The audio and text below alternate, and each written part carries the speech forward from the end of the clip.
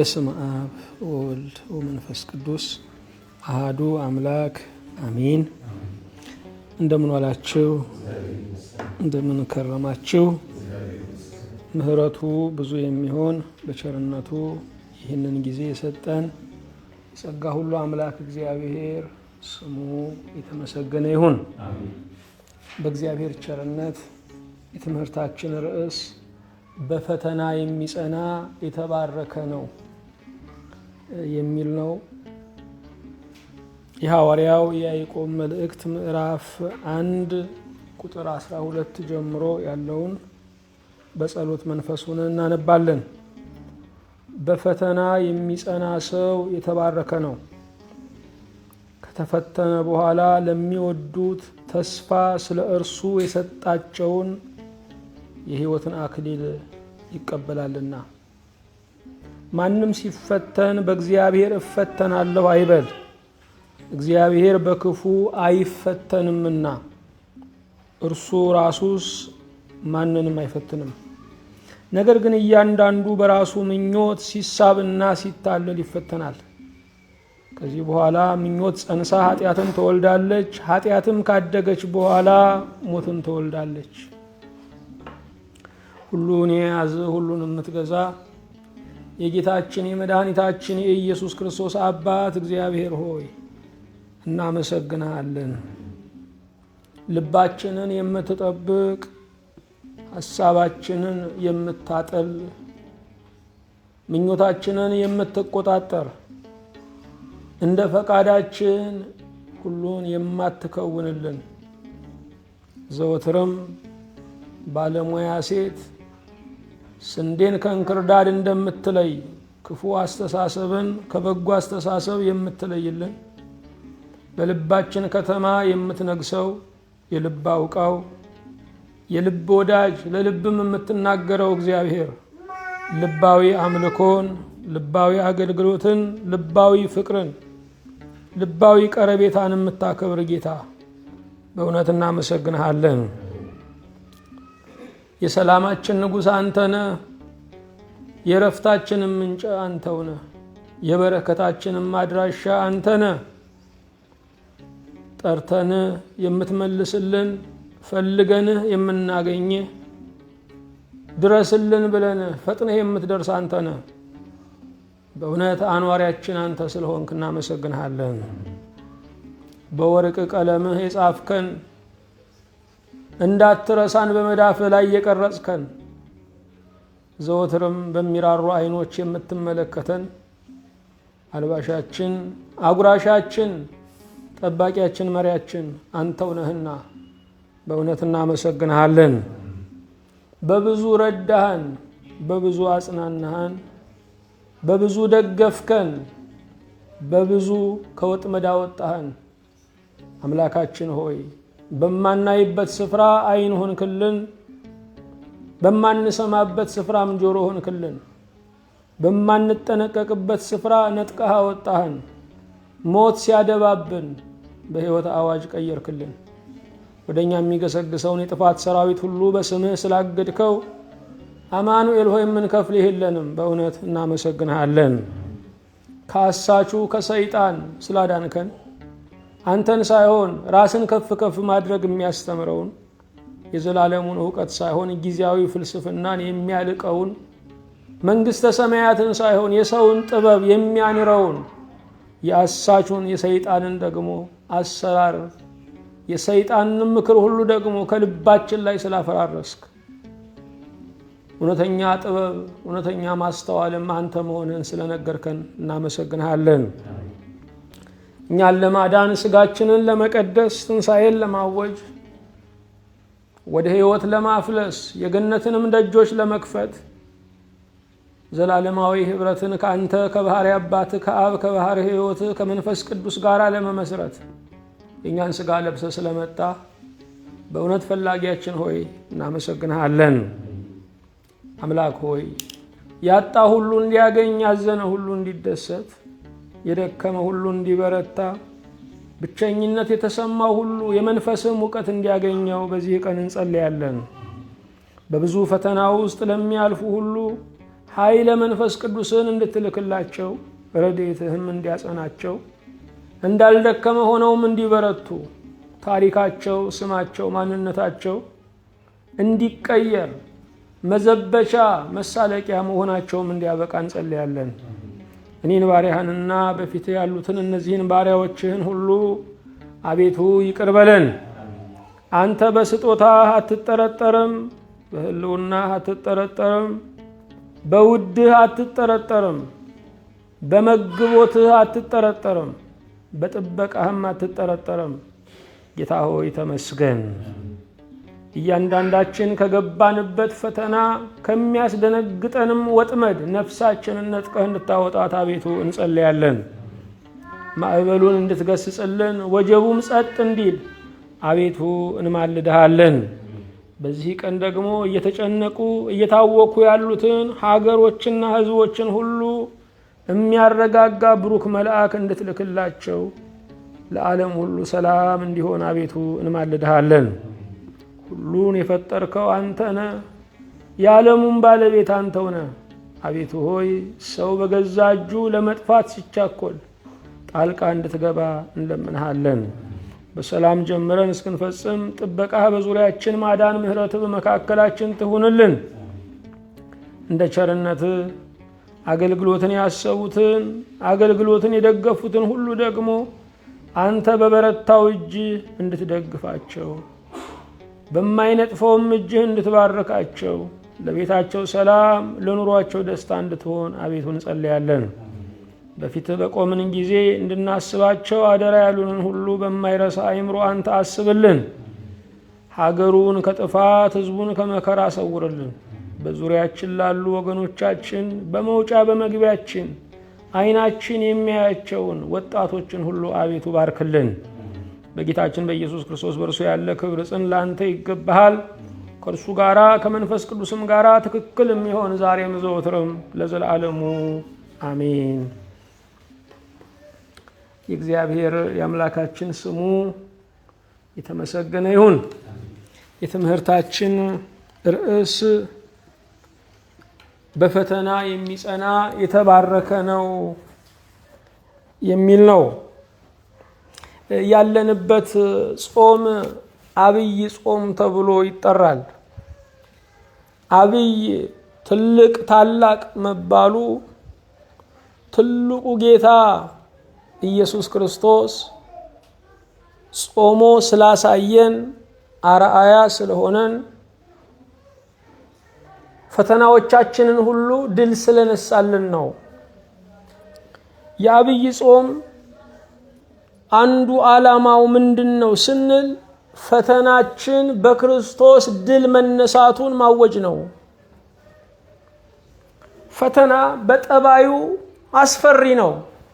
ብንማርም ብናውቅም ብንለማመድም ፈተና በጠባዩ ሁልጊዜ አዲስ ነው። የክርስትና ሕይወት ድል ለማድረግ የምንጓዘው ሕይወት ሳይሆን ድል ጨብጠን የምንጓዘው ነው። እርሱ የአዳምን ውድቀት በትንሣኤ ለውጦታል። የአዳምን መረታት በማሸነፍ ክሶታል። የኛን ስጋ ለብሶ ሲመጣ ካሳ የሚከፍል ደም መላሽ ሆኖ ነው የመጣው።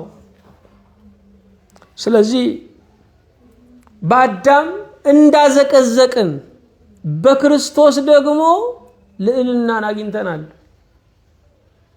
አብይ ጾም ፈተና በእግዚአብሔር እንደሚሸነፍ የምንማርበት ነው። አብይ ጾም አርእስተ ኃጣውእ የኃጢአት ዋና ዋና አርእስቶች እንደሚሸነፉ የምናረጋግጥበት ነው። ስለዚህ አብይ ጾም የድል ጾም ነው። አብይ ጾም አዳም በገነት የወደቃቸውን በለምለሙ ስፍራ ክርስቶስ በገዳመ ቆሮንቶስ በበረሃው ስፍራ ማሸነፉን የምናስታውስበት ነው። አብይ ጾም እኛም በክርስቶስ ውስጥ ሆነን ዓለምን ፍላጎቱን እንደምናሸንፍ እርግጠኛ የምንሆንበት ነው። ክርስትናን ለመጀመር፣ ክርስትናን ለመቀጠል፣ ክርስትናን ለመፈጸም እግዚአብሔር ያስፈልገናል። ክርስትና ከእግዚአብሔር የተለየ ጅማሮ፣ ከእግዚአብሔር የተለየ ቀጣይነት፣ ከእግዚአብሔር የተለየ ፍጻሜ የለውም። እግዚአብሔርን የማንጋብዝበት የህይወት ቀጠና የለም። ይህንንስ እኔ ላብጀው እሱን አላስቸግረውም የምንልበት አንድም ክፍተት የለም። እግዚአብሔር በህይወታችን ላይ ሙሉ ጌታ መሆን አለበት። ክርስትና የምንለው እግዚአብሔርን በከፊል፣ እግዚአብሔርን በአንዳንድ ጉዳዮች፣ እግዚአብሔርን በሚያቅቱን በሚመስሉን ነገሮች ላይ መጋበዝ አይደለም። በምንችለውም በማንችለውም ነገር ላይ የክርስቶስን ጌትነት መጋበዝ ነው። ይህንን ትምህርት መማር ለምን አስፈለገ? ሁሉ ሰው ፈተናን ማለፍ ይፈልጋል። ድልን እየፈለገ ለምንድን ነው ውድቀት ታሪኩ የሆነው? ይህን ዘመን ስናየው የማይፈተን ህይወት፣ የማይፈተን ትዳር፣ የማይፈተን ወዳጅነት፣ የማይፈተን ሀገር፣ የማይፈተን ቤተክርስቲያን እንደሌለ እየተገነዘብን ነው። ሁሉ አብዶ ገላጋይ የጠፋበት ዘመን ነው። ሁሉ አልቃሽ ሆኖ አጽናኝ የጠፋበት ዘመን ነው። ሁሉ ደከመኝ ብሎ የሚያበረታ የታጣበት ዘመን ነው። በእንዲህ ያለው ዘመን የዓለም እርጅናዋ ጎልቶ በወጣበት ዘመን ላይ ማን ነው የሚያድነን? ማን ነው የሚታደገን? ማን ነው የማረፊያውን ወደብ የሚያሳየን? እርሱ እግዚአብሔር ነው። በፈተና የሚጸና የተባረከ ነው፣ የታደለ ነው፣ ብጽዕናን የሚያገኝ ነው፣ ሽልማት የሚጠብቀው ነው። አክሊሎች ሁሉ፣ ሽልማቶች ሁሉ፣ ዳረጎቶች ሁሉ ከፊት ለፊታቸው ፈተና አለ። በሕይወታችሁ ፈተና ሲፋፋም እግዚአብሔር ሊሸልማችሁ በደጅ ነው። በሕይወታችሁ ትግሎች ሲፋፋሙ የበረከታችሁ ወራት እየቀረበ ነው። በሕይወታችሁ ሁሉ ሰው ጠላት ሆኖ ሲነሳባችሁ የመንፈስ ቅዱስ ጸጋ ሊበዛላችሁ ነው። የብርሃን ዋዜማው ጨለማ ነው። የቀን ዋዜማው ሌሊት ነው። የበጋ ዋዜማው ክረምት ነው። የደስታ ዋዜማው ለቅሶ ነው። ድቅድቅ ያለ ጨለማ ከገጠማችሁ አሁንስ ማልፈው አይመስለኝም የሚያሰኝ ለምርኮ እጅ የሚያዘረጋ ትግል ከገጠማችሁ ንጋት ተቃርቧል ማለት ነው። አስጨናቂው ሊወድቅ ተዳርሷል ማለት ነው። እግዚአብሔር በሕይወታችሁ ላይ ብርሃን ይሁን ብሎ ሊያውጅ ደርሷል ማለት ነው። ልብ አድርጉ። እግዚአብሔር ያነጋውን ቀን ፍጡር አያጨልመው። እግዚአብሔር የሰጣችሁን እድል ማንም አይነጥቀውም። ነገር ግን ሰይጣን ይሞክራል። ሁል ጊዜ ሰይጣን ይነቀንቀናል። በክርስትና መነቅነቅ አለ፣ መነቀል ግን የለም። በክርስትና ማዝመም አለ፣ መውደቅ ግን የለም። በክርስትና ማመንታት አለ፣ ተስፋ መቁረጥ ግን የለም። በክርስትና የሞት ድምፅ የሚሰማን ቀን አለ፣ መሞት ግን የለም። ለምን ስንል ክርስትና በትንሣኤ ላይ ያበበ ሃይማኖት ነው። ክርስትና ለሞት ሞትን የከፈለ ሃይማኖት ነው። ክርስትና ገዳዩን የገደለ ሃይማኖት ነው። ክርስትና የእባቡን ራስ የቀጠቀጠ ሃይማኖት ነው። በፈተና የሚጸና የተባረከ ነው፣ ደስተኛ ነው፣ እድለኛ ነው፣ ብፁዕ ነው፣ አክሊል የሚጠብቀው ነው ማለት ነው። ይህን ትምህርት መማር ለምን አስፈለገን? የመጀመሪያው ሰዎች በብዙ ትግል ውስጥ እያለፉ ነው። ካለፉት ዘመናት ይልቅ የሰው ልጆች በብዙ ትግል ውስጥ እያለፉ ነው። ልጆች የልጅነት ዘመናቸውን፣ ወጣቶች የወጣትነት ዘመናቸውን ማጣጣም አልቻሉም። ሽማግሌዎች የረፍት ዘመናቸውን ማጣጣም አልቻሉም። ለምን ስንል ፈተናው ፋታ ሊሰጥ አልቻለም። ሙግቱ ፋታ ሊሰጥ አልቻለም። የሰው ልጆች ከምናስበው በላይ በብዙ ትግል ውስጥ እያለፉ ነው ያሉት። አንዳንዶች በህይወታቸውና በኑሯቸው ምን እየተከናወነ እንዳለ እንኳን መገንዘብ አልቻሉም። አንዳንዶች መሪውን ጥለውት ንፋሱ ነው የሚነዳቸው። አንዳንዶች የራሱ ጉዳይ ብለው መቃብርንም ሲኦልንም ለመቀበል ጨክነዋል። ሰዎች በብዙ ትግል ውስጥ ነው ያሉት። ይሄ ትግላቸው እንዳይታወቅባቸው ይቀባባሉ። ተንቆጥቁጠው ይወጣሉ፣ ወርቅ ለብሰው ይወጣሉ፣ ውጫዊ ነገራቸውን ያደማምቃሉ።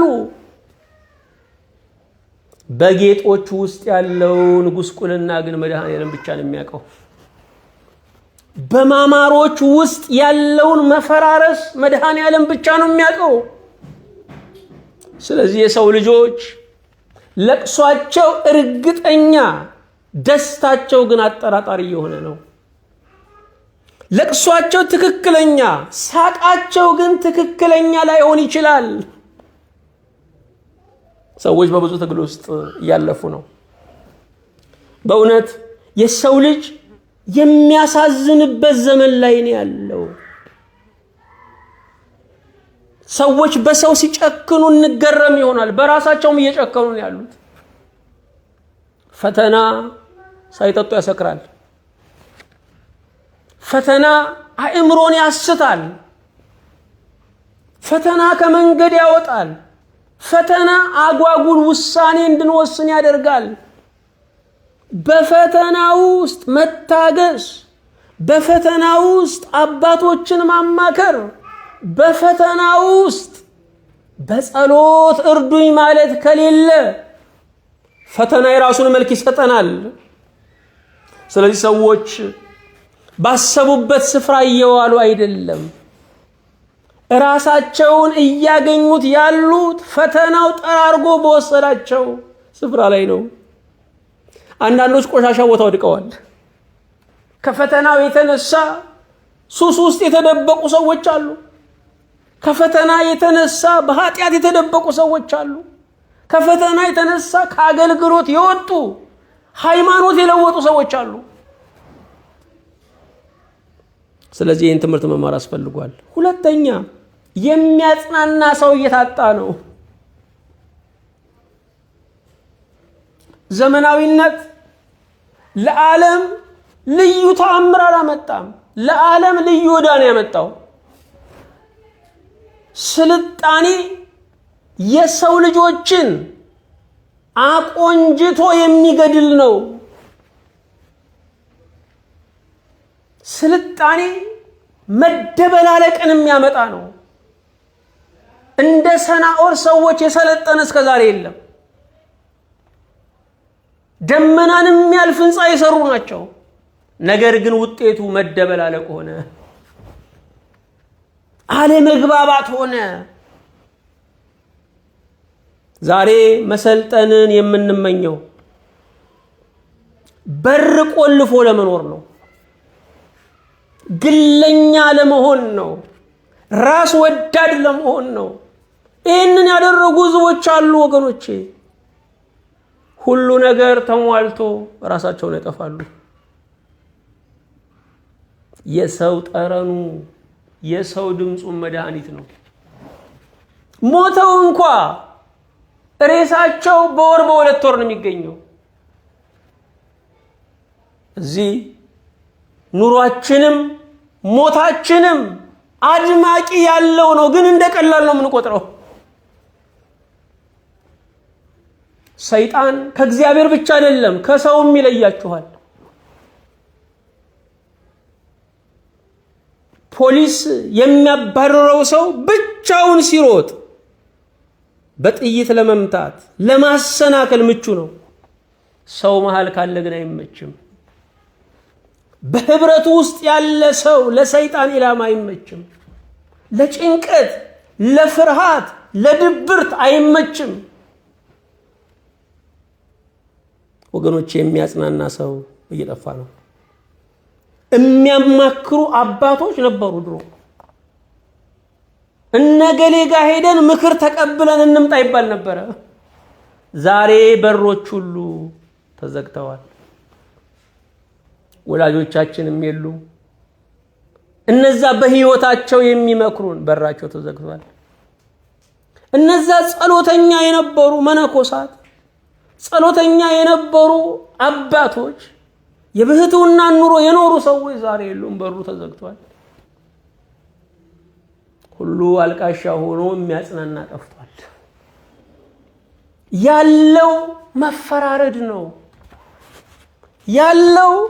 እንኳን ነግረነው ያልነገርነውን ፈልስፎ ስለኛ ክፉ የሚያወራ ነው ያለው። አራቁቶን በአደባባይ ላይ የራሱን ጽድቅ የሚሰራብን ነው። የሚሸፍንም የለም። ሰዎች ስልኮችን ሳይቀር ይፈራሉ ለማንሳት፣ ምክንያቱም ችግር ላለመስማት። የራሴንም አልቻልኩትም የሚሉበት አስተሳሰብ ውስጥ ገብተዋል። የሚያጽናና እየጠፋ ነው። ስለዚህ ይህን ትምህርት መማር አስፈለገን። አጽናኝ ሲጠፋም እግዚአብሔር አሁንም በስራ ላይ ነው። ሶስተኛ፣ ከህይወት መስመር ለመውጣት ብዙዎች እየታገሉ ነው።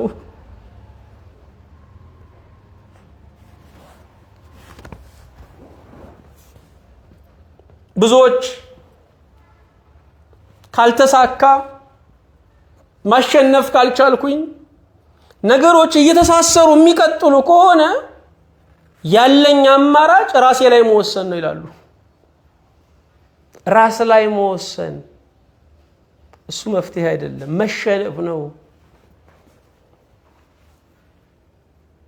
ከህይወት መስመር መውጣት ከሩጫው ሜዳ መውጣት ነው።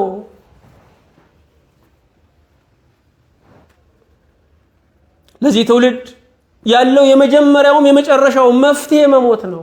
መሞት መፍትሄ አይደለም። አምባሳደር ራሱን ጠርቶ ጓዙን ጠቅልሎ ወደ ሀገሩ ሲገባ ይጠየቃል። መንግስቱ ካልጠራው መግባት አይችልም።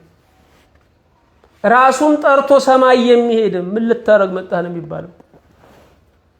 በዚህ ምድር ላይ የምንሰራው የኛ ስራ ቢጠፋን የእግዚአብሔር ስራ አለ። እግዚአብሔር የፈጠረን ለራሱ ሲል ነው። እግዚአብሔር የፈጠረን በእኛ ላይ ዓላማ ስላለው ነው። ስለዚህ በራሱ ላይ የሚወስን በምድርም በሰማይም ስደተኛ ነው።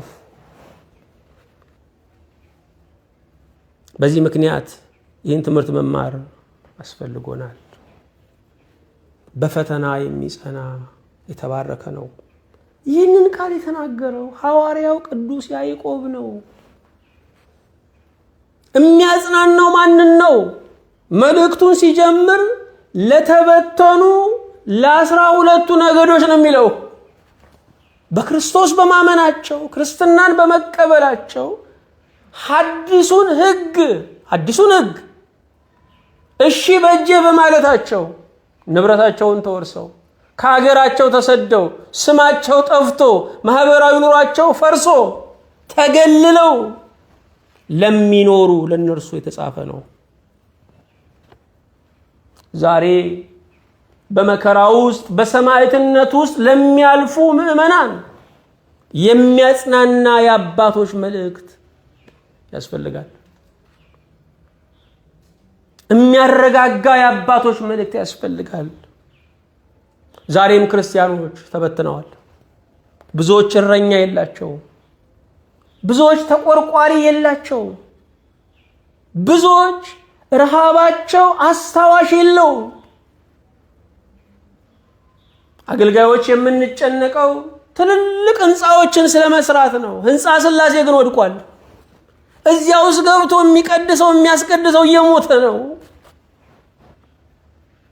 ፈረሱና ጋሪው ቦታ ሲለዋወጡ መጓዝ ሳይሆን መገፋፋት ነው የሚመጣው።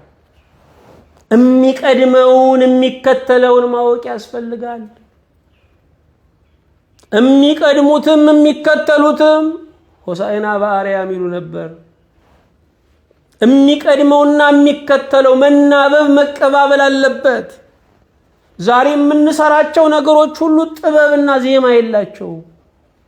የሚከተለውን እናስቀድመዋለን፣ የሚቀድመውን ደግሞ እናቆየዋለን።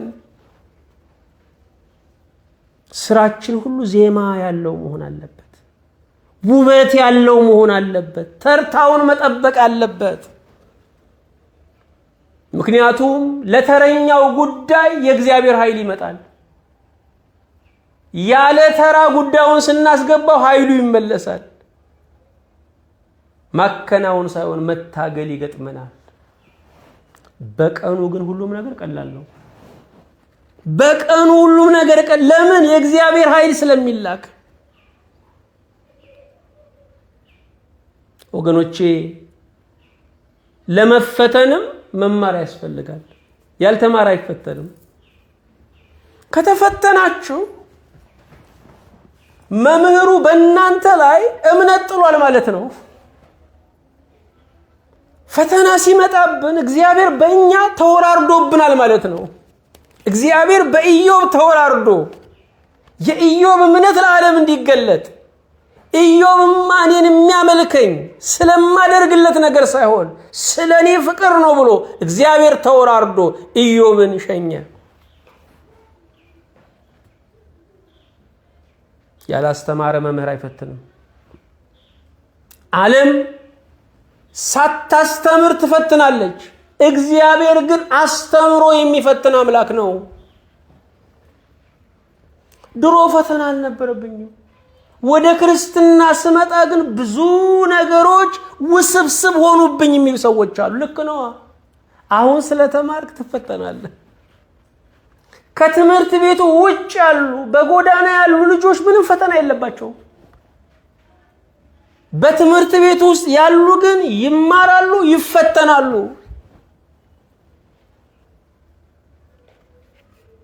ደስ የሚለው ነገር የፈተናውን ሰዓት የሚወስነው ተማሪው ሳይሆን አስተማሪው ነው። የፈተናችን የመከራችን መቆጣጠሪያው ያለው በሚራራልን እጅ ላይ ነው። እግዚአብሔር አሁን በቃ ይላል። የልጄ መፈተን አሁን ያብቃ ይላል። ፈተና እምነት እንዳለን ማሳያ ሲሆን ትዕግስት እንዲኖረን ደግሞ ማለማመጃ ነው። ፈተና እምነት እንዳለን ማሳያ፣ ትዕግስት እንዲኖረን ደግሞ ማለማመጃ ነው። በፈተና ውስጥ የምናገኘው ትልቁ እንክብል ምንድን ነው?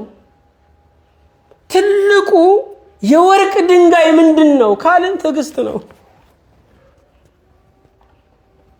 ጨው የማይገባበት ምግብ እንደሌለ ሁሉ ትዕግስትም የማያስፈልግበት የህይወት ቀጠና የለም። እያንዳንዱ ነገር ከትዕግስት ጋር የተያያዘ ነው። ትዕግስት ግን እያረሩ መሳቅ፣ እየታመቁ ማለቅ ሳይሆን በተስፋ እግዚአብሔርን መጠበቅ ነው። በተስፋ እግዚአብሔርን መጠበቅ ነው። መታመቅ አይደለም። እያረሩ መሳቅ አይደለም። ማሽላ እያረረ ይስቃል እንደሚባለው አይደለም። ትዕግስት እግዚአብሔርን በተስፋ መጠበቅ ነው። በፈተና ውስጥ እግዚአብሔር ከጉዳዮቻችን በፊት እኛን ነው የሚሰራው። ልብ አድርጉ። ነገሮቻችንን ባለሙያዎች ሊሰሩት ይችላሉ። ቤታችንን ባለሙያ ይሰራዋል። መኪናችንን ባለሙያ ይሰራዋል። መንገዳችንን ባለሙያ ይሰራዋል። እኛን ግን የሚሰራ እግዚአብሔር ብቻ ነው። ሰው አድርጎ የፈጠረን፣ ሰው አድርጎ እንዲያኖረን መፍቀድ አለብን። ፈተና መከራ ማለት የእግዚአብሔር ሞልድ ነው። እዛ ሞልድ ውስጥ ቅርጽ እንድናገኝ መቅለጥ አለብን። የሚያቀልጠን ትሁት የሚያደርገን ነገር ፈተናና መከራ ነው። ስለዚህ እግዚአብሔር የሚፈልገውን ውበት ይዘን እንድንወጣ በመከራና በፈተና ያቀልጠናል፣ በእሳቱ ያቀልጠናል። በመከራና በፈተና ውስጥ ጥበብን መለመን አለብን። መከራው ያልፋል፣ ፈተናው ያልፋል። ትምህርቱ እንዳያልፈኝ እርዳኝ ማለት አለብን። በህይወት ዘመናችን የማንረሳው አንድ ትምህርት አለ። በፈተና ውስጥ ያገኘ ነው፣ በመከራ ውስጥ ያገኘ ነው። ሁላችንም ብንሆን የአምና ትምህርታችንን ማስታወስ አንችልም። የዛሬ 6 ወር ትምህርታችንን ማስታወስ አንችልም። በመከራው ውስጥ የተማርነው ግን አንረሳም። ልብ አድርጉ። መደበኛ ትምህርቶች በአሸዋ ላይ የሚጻፉ ናቸው። የመከራ ትምህርት ግን በአለት ላይ የሚቀረጽ ነው። አይጠፋም። በዘመናችን ሁሉ እየመነዘርን ለጨነቀው ሁሉ የምንሰጠው የማያልቅ መክሊት ነው። እግዚአብሔር በመከራ ውስጥ የሚያሳልፋችሁ፣ በፈተና ውስጥ የሚያሳልፋችሁ የምክር ባለጠጋ ሊያደርጋችሁ ነው። ሰውየው መንገድ ላይ ነብር ቧጨረው። ደሙን እያዝረከረከ ወዳጁን አገኘው። ምን ሆነ ነው? ነብር ቧጭሮኝ። እናትህን ልጥራለሁ ያለው አይደለም፣ ነብር የቧጨረውን ጥራልኝ አለ። መከረኞች መከራን የሚያቅሰው ነው የሚፈልጉት። ነብር የቧጨረው እናቱ አትረዳው። ከዚህ በፊት ነብር የቧጨረው ሰው እሱን የሚረዳው።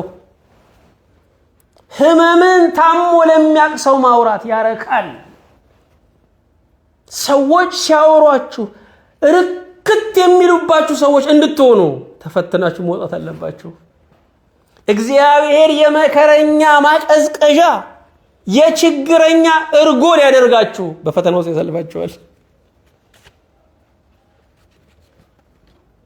እግዚአብሔር ይመስገን። አንድ አባት ትልቅ ቦታ ያሉ ናቸው። በድንገት 2 እግራቸው ተቆረጠ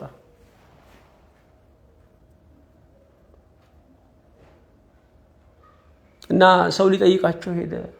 እንደው እኛ የጠየቋቸው ሰው አለቀሱ። እንደው አባታችን አሏቸው፣ አይ በፍጹም አታልቅሱ።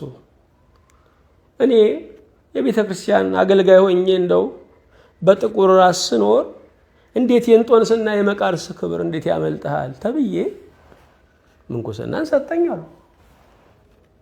አሁንም ደግሞ እግዚአብሔር በጣም ለኔ ያለው ፍቅር ደግሞ በጣም እየገነነ መጣ አሉ።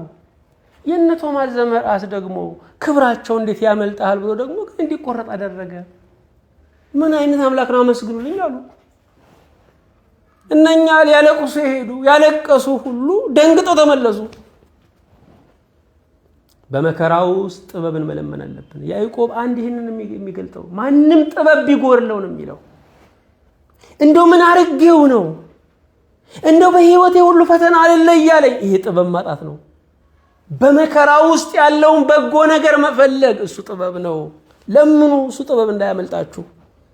ሳይነቅፍ በልግስና ለሁሉ ይሰጠዋል። በመከራ ውስጥ ዝማሬ ይሰጠዋል ነው እኮ። እንደ 3 ደቂቅ በእሳቱ ውስጥ ዝማሬ ይሰጠዋል ማለት ነው። ይሄ ብቻ አይደለም።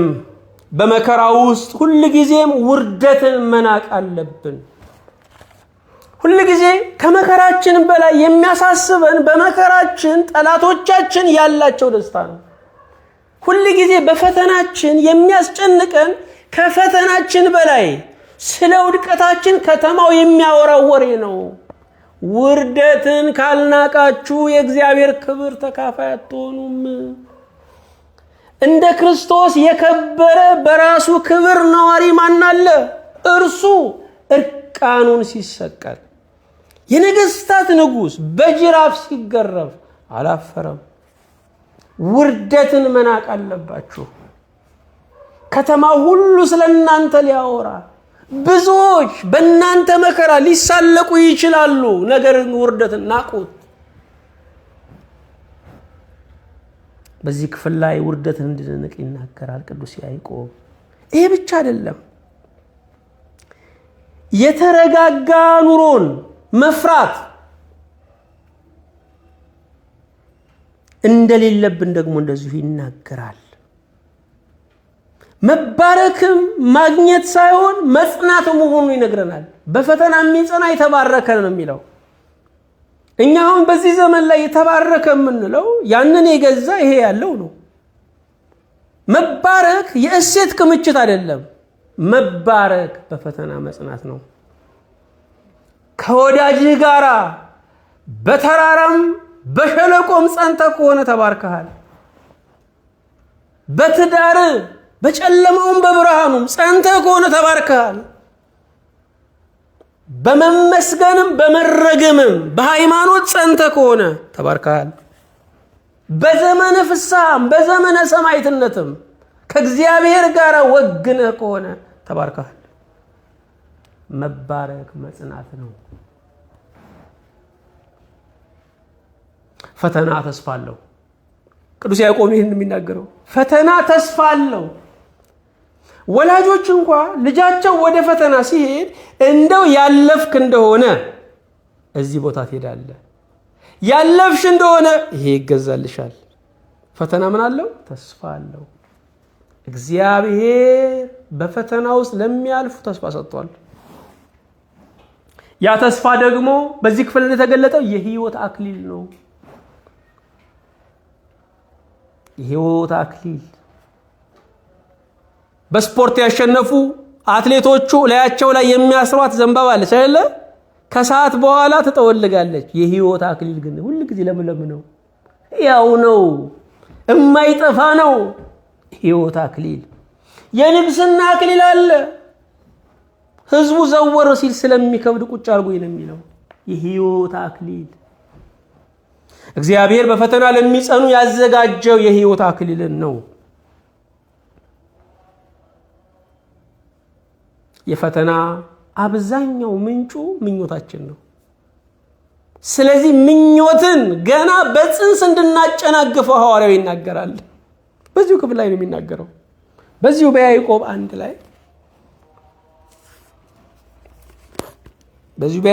ላይ ነገር ግን ይላል እያንዳንዱ በራሱ ምኞት ሲሳብና ሲታለል ይፈተናል። ከዚህ በኋላ ምኞት ጸንሳ ኃጢአትን ትወልዳለች፣ ኃጢአትን ካደገች በኋላ ሞትን ትወልዳለች። ስለዚህ ፈተናን በእንጭጭነቱ መቅጨት አለብን። ምኞቱ ገና ሲመጣ መጸለይ፣ የእግዚአብሔርን ቃል ማንበብ፣ በሌላ ደግ ሐሳብ ማሸነፍ፣ ወዳጆቻችንን ማማከር፣ የአባቶችን የጸሎት እርዳታ መጠየቅ ያስፈልጋል። ምኞት በጽንሱ ካልተቀጨ ልደቱ ሞት ነው። ምኞት በጽንሱ ካልተቀጨ፣ ካልተጨናገፈ፣ ካላስወረድ ነው ልደቱ ሞት ነው። አሁንም ዝቅ ብለን ስናነበው በጎ ስጦታ ሁሉ ከየት ነው ይላል? ከላይ ነው ይላል። ስለዚህ ስጦታ ከላይ ነው ወገኖቼ። በመከራችን አንዳንድ ጊዜ የሰዎችን እርዳታ በጣም እንፈልጋለን። የሰዎችን ድጋፍ በጣም እንፈልጋለን። ስጦታ ግን ከማን ነው? ከላይ ነው። ከሰው አትከጅሉ። ሰው ቢሰጣችሁ ያቅሙን ነው። እግዚአብሔር የሚሰጠን ደግሞ ያቅሙን ነው፣ በሰፊ እጁ ነው። ብዙ እንዳንናገር፣ ብዙ መስማት ጥሩ ነው፣ ብዙ መናገር ግን ጥሩ አይደለም ይለናል። ለመናገር የዘገያችሁ ለመስማት ደግሞ የፈጠናችሁ ነው ይላል። ተፈጥሯችንንም ስናየው 2 ጆሮ 1 አፍ ነው ያለን። ብዙ ማዳመጥ፣ ጥቂት መናገር። በመከራ ውስጥ ኃይላችን የሚባክነው በመለፍለፍ ነው። ሰው ዝም ብሎ የእግዚአብሔርን ማዳን ተስፋ ቢያደርግ መልካም ነው ይላል። ለምን ዝም ብሎ አለ? ዝም ስለማንል። መከራ በባህሪው ያስለፈልፋል። ተናገሩ ተናገሩ ይላል። ግን በዝምታ ኃይላችንን መሰብሰብ አለብን ወገኖቼ። ያልተፈተነ ነገር ተግባር ላይ አይውልም። እግዚአብሔር በትልቅ ቦታ ላይ ሊሾመን እኛን በቤተ ሙከራ ውስጥ ያሳልፈናል። እሱ ፈተና ይባላል። የጦር መሳሪያዎች ይሞከራሉ። ካልተሞከሩ ተግባር ላይ አይውሉ። ማሽኖች ይሞከራሉ፣ ይፈተናሉ። መድኃኒቶች ይፈተናሉ። ባይጡ ከዛ በብዙ ሰው ይፈተናሉ። አለበዛ ተግባር ላይ አይውሉም። ያልተፈተነን ሰው ተማምናችሁ አትሾሙትም። ተማምናችሁ አደራ አትሰጡትም። መፈተን ለአደራ መብቃት ነው። ወታደር ይፈተናል። መነኩሴ ከመነኮሱ በፊት ይፈተናል። ተማሪዎች ይፈተናሉ። አፍቃሪዎች ይፈተናሉ። ዛሬማ 10-20 ዓመት የሰራ ሰራተኛ ሁሉ ይፈተን እየተባለ ነው። ዘመኑ የፈተና ዘመን ነው። ተማሪው ሲገባም ይፈተናል፣ ሲወጣም ፈተና ይቀርበለታል። ፈተና የበዛበት ዘመን ነው። መፈተን ግን የሚፈትኑን እርግጠኛ ሊሆኑብን ስለሚፈልጉ እንጂ ስለሚጠሉን አይደለም። እግዚአብሔር እርግጠኛ እንዲሆንብን ይፈትነናል። በፈተና ሰዓት አንድ ተማሪ ፈተናውን ትቶ ከወጣ ውጤቱን ባይሰማው ራሱ መውደቁን ያረጋግጣል። አስተማሪውም ያረጋግጣል። ያ ብቻ አይደለም፣ የትምህርት ቤቱ ዘበኛም ያረጋግጣል። ይሄ ልጅ አያልፍም፣ በዚህ ትምህርት ቤት አይቀጥልም ይላል። ከፈተናችን አቋርጠን መውጣት የለብንም። ትዳራችንን ወስደን ፍርድ ቤት ስናቆመው ከፈተና እየወጣን ነው። አገልግሎታችንን አውጥተን ከቤተ ክርስቲያን ደጅ ስናደርገው በፈተና እየተሸነፍን ነው። ከፈተናው በላይ አለማለፍ ስሜትን ይጎዳል። ልብ አድርጉ፣ ፈተና ክፉ አይደለም። ፈተና በጠባዩ ፈተና ባመጣጡ ክፉ አይደለም። ለፈተና ውስጣችን የሚሰጠው ምላሽ እሱ ነው ክፉ። ፈተና የሚያበቃበት ደወል አለ። ደወሉ ሲደወል ፈተናው ያበቃል። እግዚአብሔር የሚደውለው ደወል አለ። ያ ደወል ሲደወል ሰይጣን ገና የመፈተን ፍላጎት ቢኖረው እንኳን አይችልም። ዛሬ ለብዙ መከረኞች ፈተናቸው የሚያበቃበት የድል ደወል የሚደወልበት እንዲሆን በእውነት ጌታችንን እንለምነዋለን። ጥቂት ነገሮችን ለማየት እንሞክር። አሁንም መደበኛ የትምህርት ስርዓቶች ውስጥ የሚያልፉ ተማሪዎች ፈተናን በሚመለከት ውጤታማ እንዲሆኑ 12 ነጥቦችን ተግባራዊ ቢያደርጉ የተሻለ ነው ይላሉ አዋቂዎቹ በዚህ በኩል ያጠኑት። ይህንን ከኛ ከህይወት ፈተናችን ጋር ወስደን እናዛምደዋለን። የመጀመሪያው መደበኛ ተማሪዎች የክፍል ይሁን የሀገር አቀፍ ይሁን የሳምንት ይሁን የግማሽ ዓመት ይሁን ፈተና ሲገጥማቸው 12 ነገሮችን ቢያከናውኑ ይመከራል ውጤታማ እንዲሆኑ። ይህንን ወደ ህይወት እናመጣዋለን። የመጀመሪያ በጠዋት መመገብ። ተፈታኞች በጠዋት ቢመገቡ ውጤታማ ይሆናሉ። በህይወት ፈተና ውስጥ የሚያልፍ ሰው በጠዋቱ በልጅነቱ መመገብ አለበት። ቃል እግዚአብሔርን፣ የህይወትን ምስጢር፣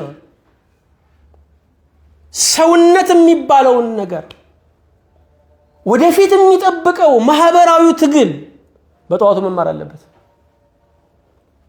ምንም አለ ዕውቀት ይኖር ነው ወገኖች። ህይወትን በሚመለከት እኛው ልጅ እኛው አባት ሆነን የተለማመድ ነው። አድካሚ ነው። በጠዋት ክርስቲያኖች ወደ ክርስትና ሲመጡ በጠዋቱ ነገረ ሃይማኖትን መማር አለባቸው። በጠዋት የተመገበ ቀኑን በሙሉ በብርታት ይውላል። ብዙዎቹን ገና ወደ ክርስትና ሲመጡ በሆታ ነው የምንቀበላቸው። ከእስልምናውም የመጣው ካለ ደስታው ትምህርቱን ያስቀረዋል። መድረኩ ሁሉ ይለቀቅለታል። አይደለም መማር እኮ ነው ያለበት። ሃይማኖትን ማደላደል እኮ ነው ያለበት። ያልተማረ አለን እዛው ላይ እንጨምርበታለን። የሰው ታሪኩ እግዚአብሔር ነው። ከንትን መመለሱ አይደለም። ከፕሮቴስታንት ኦርቶዶክስ መሆኑ አይደለም። የሰው ታሪኩ እግዚአብሔር ነው። ሁልጊዜ ሊነገር የሚገባው እሱ ነው። እኔ ታሪክ የለኝም፣ ታሪክ እግዚአብሔር ነው። እነኛን ሰዎች እየወሰድን በየመድረኩ ላይ ማስታወቂያ ልንሰራባቸው በፍጹም አይገባም። የኔ ትምህርት ችሎታም አይደለም የመለሳቸው፣ የክርስቶስ ውበት ነው። ዛሬ የጥረት ውጤታችን እያደረግነው ያለ ነው። ስለዚህ በጠዋቱ መመገብ አለባቸው። አማንያን በጠዋቱ መመገብ አለባቸው። ሕፃናት በጠዋቱ የሃይማኖትን ትምህርት መማር አለባቸው። እስከ ማታ እግዚአብሔር ቤት የሚቆይ ሰው በጠዋቱ የተማረ ነው። ዛሬ ልጆቻችን እንግሊዝኛ እንዲያውቁ እንጂ እግዚአብሔርን እንዲያውቁ እየጣርን አይደለንም። በሰንበት እንኳ ወደ እግዚአብሔር ቤት እንዳይሄዱ አስጠኙ ይመጣል ነው የሚባለው። እሱ ብቻ አይደለም፣ ብዙ የዓለም አስጠኞችም አብረው ይመጣሉ። ለእግዚአብሔር ያልተሸነፈ ልጅ ዘመድ አይሆናችሁ። ከእግዚአብሔር ቃል የሰሰታችሁለት ልጅ በጠዋት ወደ እግዚአብሔር ቤት ያላስገባችሁት ለኋላ በሽታችሁ መነሻ ነው። ዛሬ ወላጅ ከኑሮ ጋር አይደለም እየታገለ ያለው፣ ከልጁ ጠባይ ጋር ነው እየታገለ ያለው። መሳሪያ የማይሰማበት ጦርነት ዛሬ በየቤቱ አለ። ወላጅና ልጆች ሁሉ ቀርቦለት መብላት ያቃተው ትውልድ ለምን ተፈጠረ? እግዚአብሔርን አያውቅማ። ወላጆቹን እግዚአብሔር ይስጥልኝ ለማለት ያልቻለ ትውልድ። የቀድሞዎቹ ልጆች ወላጆቼ ቢሞቱ ምን ሆናለሁ እያሉ ያለቅሱ ነበር፣ ዝም ብለው ፈጥረው። ዛሬ ቶሎ ቢሄዱላቸው የሚመኙ ብዙዎች ናቸው። እንዲህ አይነት ጨካኝ ትውልድ ለምን አመረትን? በጠዋቱ አልመገብንም ወገኖቼ። የምንመኝላቸው የፈረንጅ ሀገር ነው። ምንም እዛም ብትሄዱ ሰማይና አፈር አንድ ነው። ምግብ የሚባል ነገር አይበሉም። እዛም ሄደው በሰሃን የሚቀርበውን ምግብ ምናልባት በወረቀት ተጠቅልሎ ይበላሉ። በእጅ በሉ እንደሆነ በማንኪያ ይጀምራሉ። አዲስ ነገር በዓለም ላይ የለም። ሰርክ አዲስ ክርስቶስ ብቻ ነው። የትም ሀገር ቢኬድ ሞት የሌለበት ሀገር አይሄዱ። የትም ሀገር ቢኬድ የሰው ተንኮል ረቆ ይጠብቃቸዋል እንጂ የጻድቃን ከተማ አይሄዱም። በጠዋት መመገብ። ልጆቻችሁን በጠዋት ወደ ቤተ ክርስቲያን አምጡ። በጠዋት ቃለ እግዚአብሔርን አስተምሩ። ለእናንተ እንዲገዙ አይደለም፣ ግድ የለም። ከእግዚአብሔር ጋር ከኖሩ በቂ ነው። ሁለተኛ፣ ለመደበኛ ተማሪዎች ለፈተናቸው በጠዋት ማጥናት። በጠዋት ቢያጠኑ ውጤታማ እንደሚሆኑ ተጠንቷል። በጠዋት ማጥናት፣ በጠዋት የህይወትን ፈተና ማወቅ መልካም ነው። እገሌ እኮ ልጅ ነው እንላለን። አንተ እኮ ገና ልጅ ትንሽ ልጅ ነበር ካደክነ ሁሉ ጊዜ ልጅነቱን ነው የምንነግረው። የሚሞትበትን ቀን አንነግረው። ሞት እንዳለ አንነግረው። ሰማይ እንዳለ አንነግረው።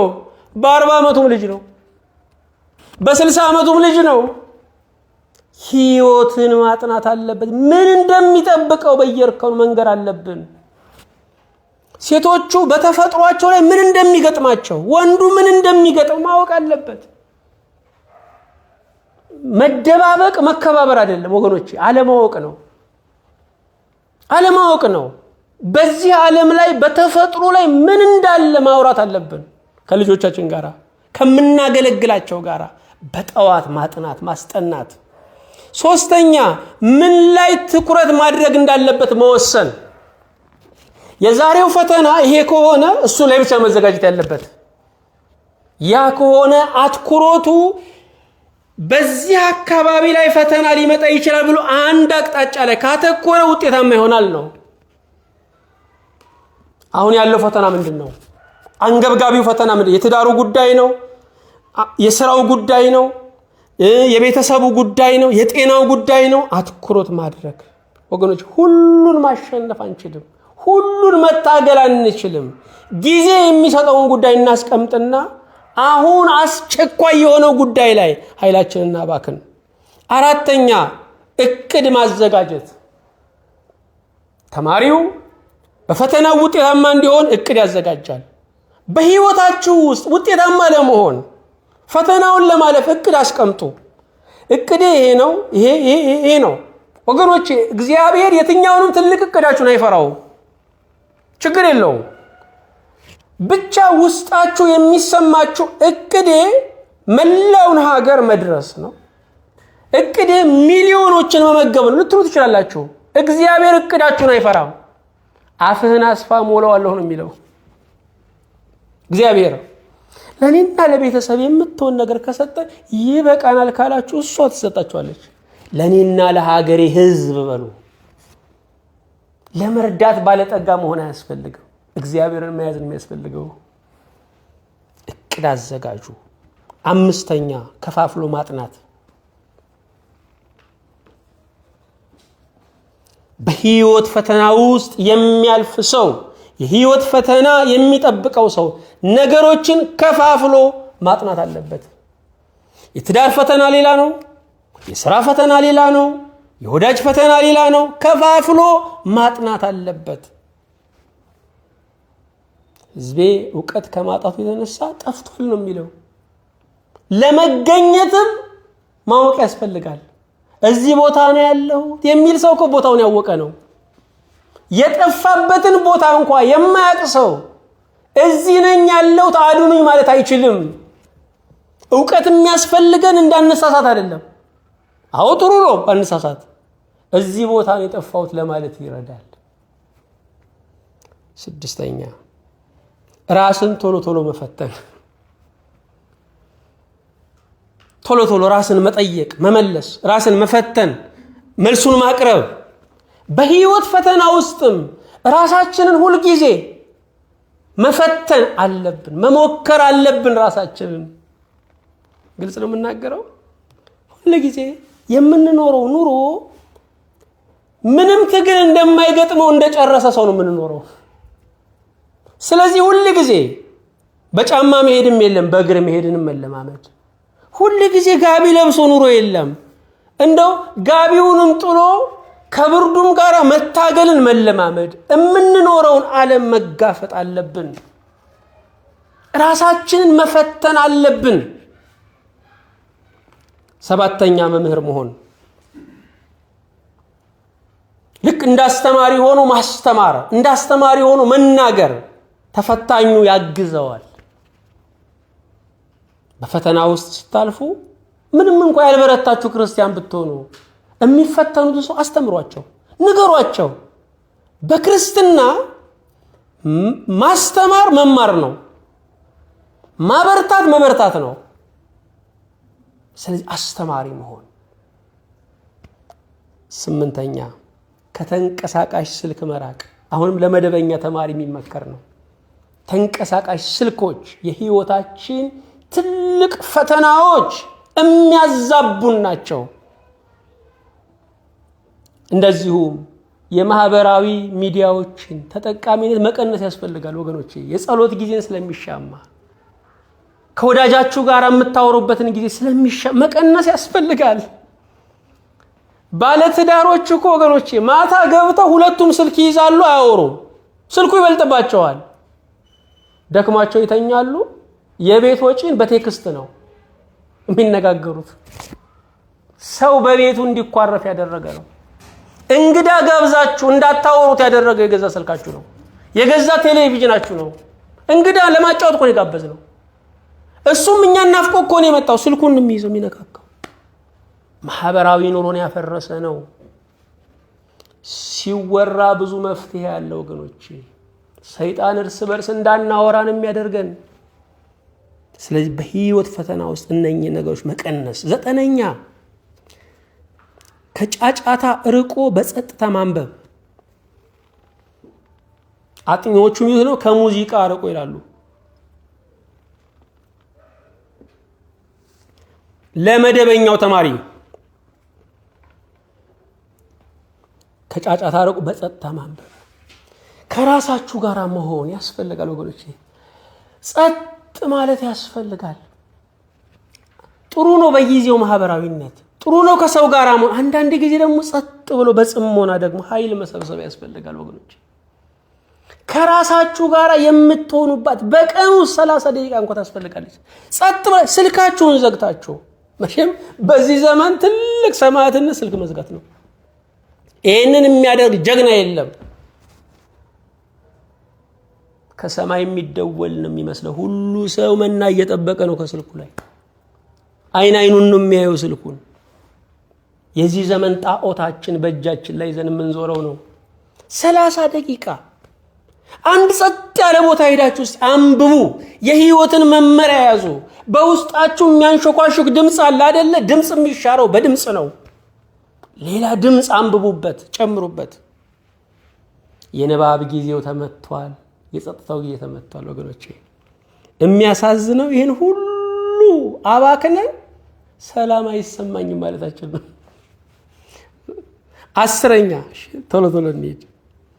ቋሚ እረፍትና አካላዊ እንቅስቃሴ ማድረግ። ቋሚ እረፍትና አካላዊ እንቅስቃሴ ማድረግ ለአንድ ተፈታኝ ተማሪ የሚያስፈልግ ነው። በህይወት ፈተና ውስጥ ስናልፍ እረፍት ያስፈልገናል፣ በቂ እንቅልፍ ያስፈልገናል። አካላዊ እንቅስቃሴ ማድረግ አለብን። የአካላዊው ጉዳት ለአይምሮ ይተርፋል፣ ለጭንቀት ይተርፋል፣ ለድብርት ይተርፋል። እንቅስቃሴ ማድረግ፣ ወክ ማድረግ፣ መንቀሳቀስ፣ የህይወት ዘይቤያችንን መለወጥ። ወገኖቼ በዓለም ላይ ልዑላንና ልዕልቶች ከ50 ዓመት በላይ አልዘለለም እድሜያቸው። ምቾት እድሜ ያሳጥራል። ራሳችሁን ምቾት መንሳት አለባችሁ። ተፈጥሮ ለተሰራለት ነገር መዋል አለበት። እጅ ያመርታል፣ ማምረት አለበት። እግር ይጓዛል፣ መጓዝ አለበት። 11ኛ እንቅልፍ መተኛት።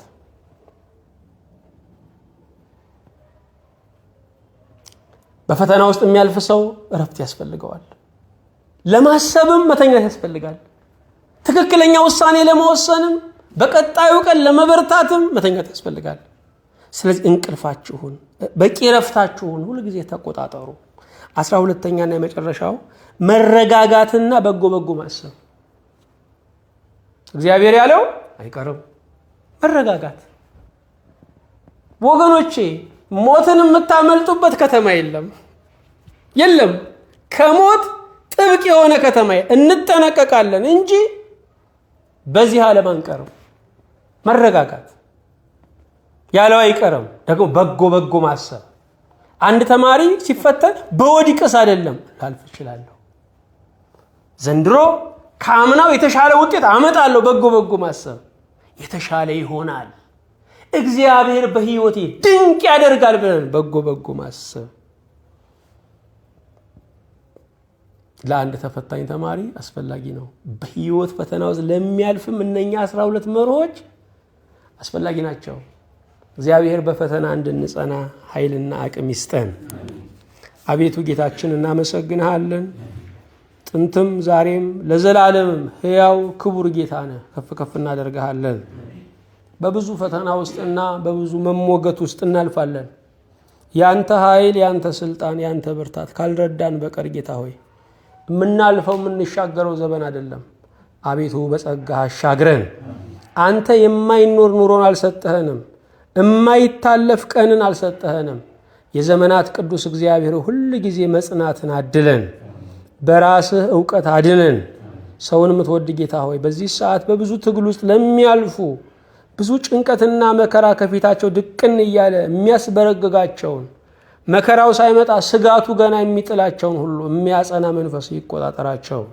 እኛንም ደግሞ አልፈን ለምስጋና የምንቆም አልፈን የምናስከብር አርአያ ትምህርት የምንሆን አገልጋዮች አድርገን። በጌታችን በኢየሱስ ክርስቶስ በእርሱ ያለ ክብር ጽን ላንተ ይገባሃል። ከእርሱ ጋራ ከመንፈስ ቅዱስም ጋራ ትክክል የሚሆን ዛሬም ዘወትርም ለዘላለሙ አሚን።